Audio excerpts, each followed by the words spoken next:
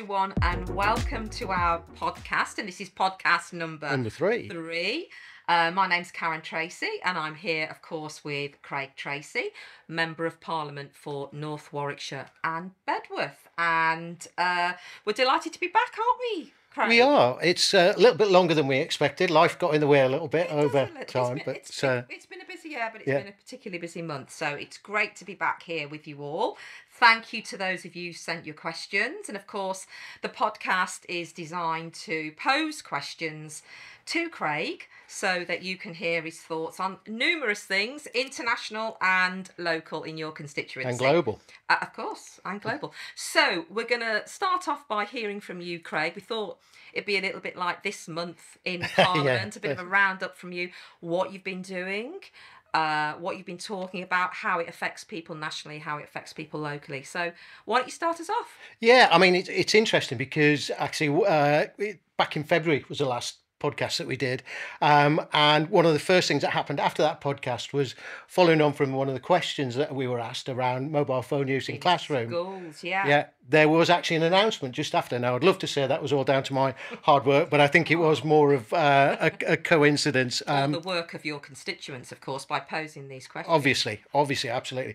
But yeah, there has been this announcement that there's going to be a crackdown on mobile phone use in school classrooms, and that's designed to try and provide better outcomes from there, which I think is will be welcome from what I've seen in the mailbox, which is good. Towards the end of March as well, there was also the new energy price cap was announced, and that's going to see bills, all being well, coming down by about an average of about 12%, which again is good news. I suppose the main thing that then happened after that was we had the budget. The kind of headlines on that were things like the cut in national insurance. So there's another 2p coming off the national insurance rate for people, and that should bring down. It's about a £900 drop for people, for the average worker, and that should benefit around about 27 million people. So it's a quite a broad thing. There was also a reduction on national insurance for self-employed people as well, which I think seems to have gone down well. The one that always people are supportive of is there was a freeze in alcohol duty. The beer. Yeah, beer, always got to be there. And obviously I think that there are challenges for the hospitality sector at the minute, so out speaking to them, it's good. There's more we probably want to do to support them, but I think that has been well done. And of course we've maintained the 5p cut in fuel duty as well. So all in all, it's a reasonable package. So the budget's a big one, isn't it? Yeah. It's an important thing for families. And people across the country. So how's it going to make a difference to the average family? What's going to feel different for them? What's going to be the big impact for them, do you think? Yeah, well, I mean, this announcement. I think, well, like I've said there, the 2% off your national insurance bill, if you're working, that will be added on to the previous 2%. So that's quite a big chunk over the course of a year that you'll see reduction, and in that. Obviously, there was other things in there. The fuel duty, like I said, fuel prices impact on pretty much everything. So absolutely big one, isn't it? Yeah. Fuel, and we've all seen the big differences when we're driving onto the forecourt. Yeah. They're not quite pre-COVID though, are they? They're not. No. Although I noticed I keep plugging this, but the Tesco's in Atherstone, the price of fuel there is about 5p cheaper than everywhere else. So. And it's good because it's bringing people into the town. But I think what I would say is though that the fuel duty is important because it's not just about us filling our cars up, but it's also about the transportation costs of food. Everything logistics relies on. Yeah. So when your food prices, you want them to come down, you need the fuel duty to come down as well. There was also another one which I think was quite good for small businesses, which is the increase in the VAT threshold for 85,000 up to 90k, which again is a good one. I mean, personally, I have to say I would have, I lobbied the Chancellor quite hard on getting the tax thresholds increased, because I would rather the rates where people start paying tax were higher. There's a view that might happen in a future budget, but I have to say I was a little bit disappointed it didn't happen this time round. But we'll keep the pressure up on that. And what sort of feedback did you have from your constituents? Because what happens is, the Chancellor makes this announcement, the press go in and then try and contextualise it for us all and, try and give us all the nuggets. What sort of feedback did you have from people? Well, I think the funny thing is that in terms of my mailbox, not an awful lot, which can mean one or two things. Either people were so under-enamoured by it that they didn't, or they were happy with it. Speaking to people, I think in general, because the thing is with the budget, it takes a bit of time to kick in. I think what was really positive was the 20 million in the budget for Bedworth for town centre regeneration, which I think is really positive, and that will bring real difference to that town centre.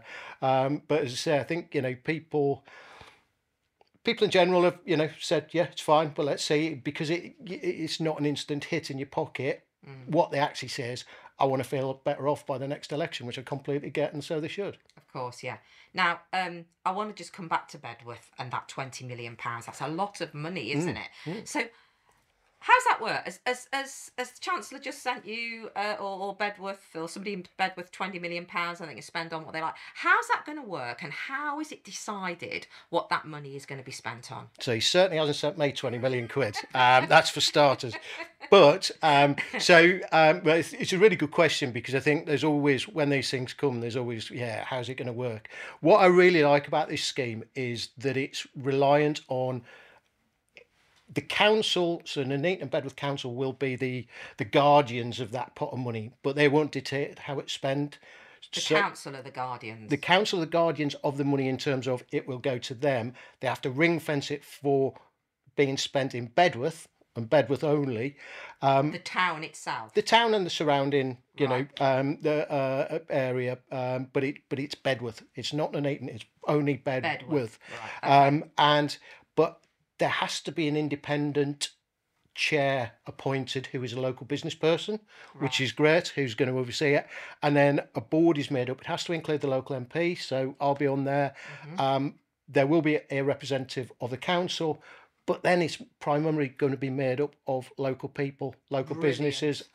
So I think this is one of the first schemes I've seen like this, where actually the people who it's going to affect most will have the most say in it, and they are the best people to see how it's delivered. Well, things like that, decisions are always best made from the bottom up. A town knows what it wants, it knows what its heart beats like, it knows what it needs, and they're vocal, and that's absolutely brilliant that board is going to be made up of lots of different people. One more question about that: when has it got to be spent by a certain time? No, so it will be it basically can be over a 10-year programme. Right, okay. So it's up to us to come up with ideas and views of how we want to do it. Well, let's see how it goes. Go on, yeah. Okay. Anything else on your roundup? Yeah, there's still going, still plenty going. I think another one which I was really interested in was the announcement on finally we've got a legislation to have an independent football regulator. Any of people who are football fans out there will know there's quite a few challenges that clubs have had over the years. I'm a Newcastle fan, so I'm long suffering, but there's been challenges with the owners, people who take over clubs for the wrong reasons. So now there's going to be this independent regulator who will oversee that and make sure that the right people are taking over clubs. Okay. And it also hands a bit of power back to the fans.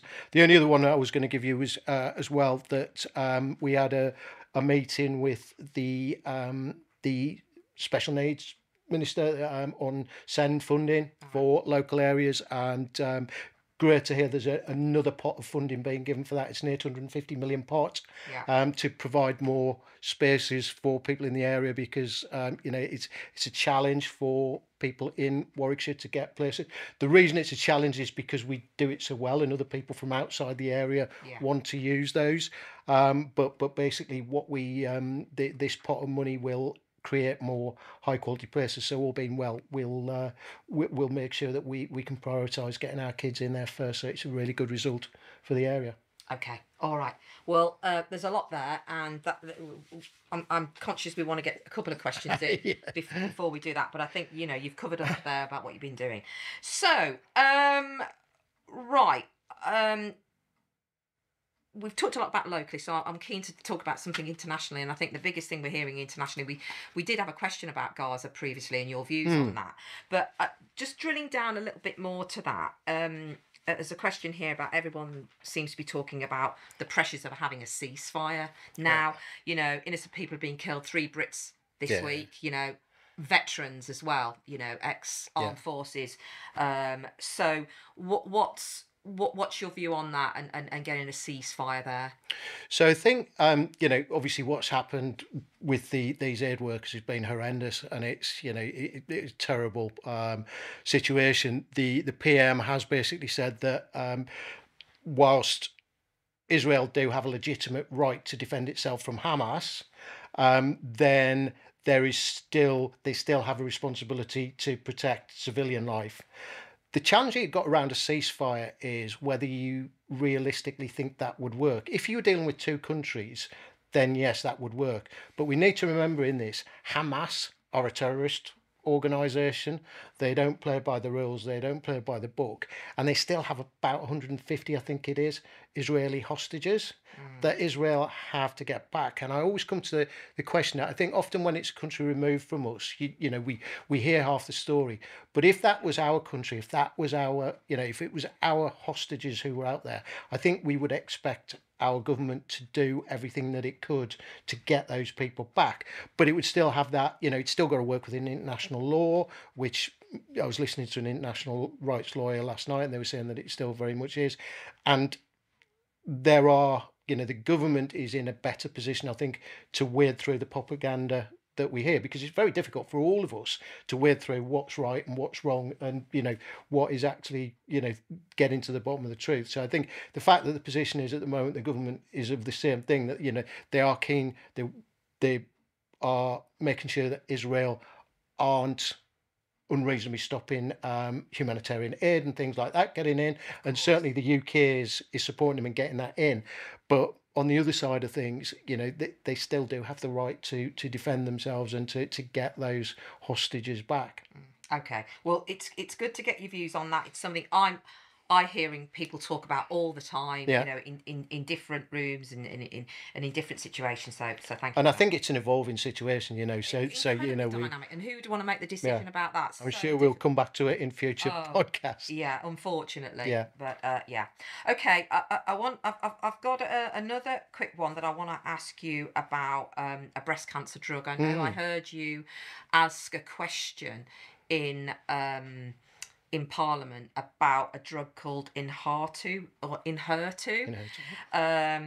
and people not being able to get this drug when they've got secondary breast cancer, and obviously that being a terminal situation. So what's the problem here? Why can't people, and lots of people are affected by this, so why can't people, and you obviously chair the all-party group for breast cancer, which is why you're in this space, but why can't people get this drug? What's going on here? So this is a campaign that was I've been working on since about October, and basically when a drug goes through a licensing process, there's various work done between the drug companies who try to agree a price on it, and then NHS England who work out what they're able to pay for it, and then it's eventually approved by an organisation called NICE. Now NICE have rejected this Inhertu drug, which it would enhance the lives of around about 1,000 women a year, and we're talking about women who are on end of life treatments. So it could give them an extra 6 months, 12 months, 18 months, which is precious time. The example I used was Hannah, who I brought into Parliament with Nadia Suwahala from Loose Women, and we went to basically lobby government on that. She's 37. She's got a 5-year-old daughter. Those 12, 18 months are precious for her, precious time. So basically what we need to do is, there's a lot of finger pointing going on at the moment that the drug companies are saying it's NHS England are saying it's the drug companies. We've got to cut through all that, Craig, haven't we, to get those drugs to people, surely. 100%. And like I say, it's not something that we can do over 2 years. These women need these things now. So, exactly. So we have actually managed. We off the back of Nadia coming in and raising it on Lorraine Kelly and on Loose Women, and we did an article with The Sun as well. We have actually managed to get the drug companies to come into Parliament in a few weeks. They're coming in with NICE and NHS England, and we're going to get them round the table with Hannah there as well, because she's, tell her story. If ever there was going to be a force of nature that was going to get them to change their mind, it was that. So please, let's hope that gets pulled through. That's fantastic. Right, I've got one more question which I'm going to read verbatim that's been sent in, because I want to get this right for the person. Yeah. So, question, dear Mr. Tracey, how can you, with a straight face, call Britain a democracy when the British voter hasn't been able to vote for 4 of the last 6 prime ministers? Please let that sink in. In 20 years, the British people have only had the opportunity to pick their prime minister twice. Okay. Well, just before I get to the substance of it, I'm not sure that's strictly true. That I think if we read it as he's written. Yeah. Okay. So if you go back 20 years, so 2004, I think we've probably had 5 elections in that time. So that's 5 opportunities to vote for prime ministers. But actually, I do take the point that obviously more recently we have had 3 prime ministers in quite a short space of time. But I think what I'd actually say is that is exactly what a democracy is. We're not a presidential system. So when we go to the ballots, it's not Rishi Sunak's name on there. It's not Keir Starmer's name on there in a local area. It's a party. It's a person. It's a person. Yeah. So it's a local person. So you vote for your local representative, and I would say that's far more democratic than voting for a president to run an entire country, because you've also got that local representation. You know, and from my perspective, I think that is what democracy is all about. It's not been pretty over the last few years, No, I have to admit, there's been a few bits of upheaval, and it's not all been plain sailing. But I think despite that, things are a bit hit on a calmer course now. But before too long, the person asking the question will have that opportunity, I'm sure, to go for the have their say again. And that's what an election is, and everybody will have their say, and we should encourage everybody to vote. And if you don't vote, then you're not going to have your say. So vote.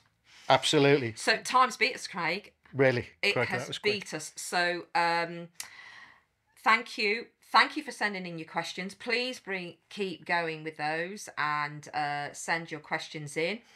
It's been brilliant to read them and to pose them to you today. You get the last word, Craig. Anything you want to say before we close out? No, not really. Just send in the questions. We're going to be doing the next one in a couple of weeks, so a bit of a short time to get back on track. So we'll put the links up. They should be pinging across somewhere as we speak. But yeah, just make sure you get the questions in. And if you don't think you're hearing the questions that you would like to hear, then you have the perfect opportunity to send that in. So we look forward to getting them in. Thanks a million. Thanks, Craig. Cheers. See you all soon. Take care.